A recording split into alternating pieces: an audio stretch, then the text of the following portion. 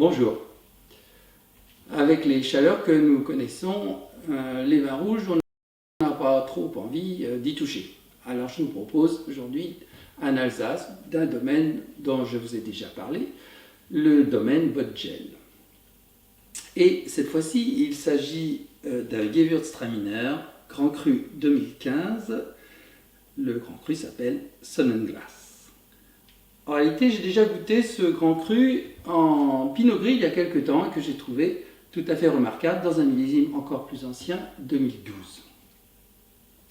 Les Pinot Gris, souvent, je reprocherais un peu un manque de caractère, ce qui n'était absolument pas le cas de cette bouteille. Il s'agit donc là du millésime 2015, un millésime très riche et précoce, un peu dans toute la France d'ailleurs.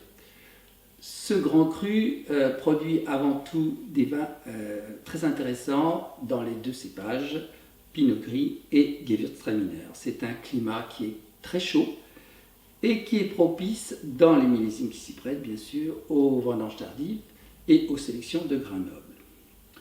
Autrement dit, ce vin-là, un Gewürz sur un millésime riche comme 2015, à tous les coups, on va y retrouver du sucre résiduel.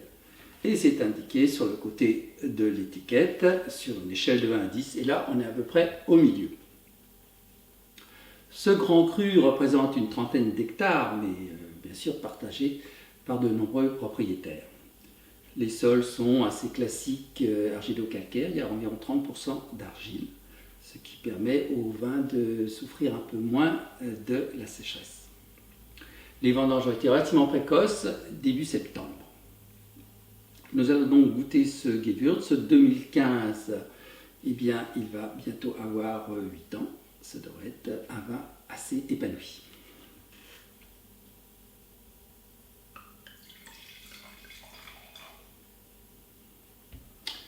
La robe est bien dorée, sans reflet vert, et annonce sans doute une bonne concentration. Le nez est absolument un régal. Très typé Gewürz, mais sans caricature. On est un peu sur l'abricot confit, la pêche jaune. Pas trop sur la mangue. Note citronnée comme souvent. Joli nez.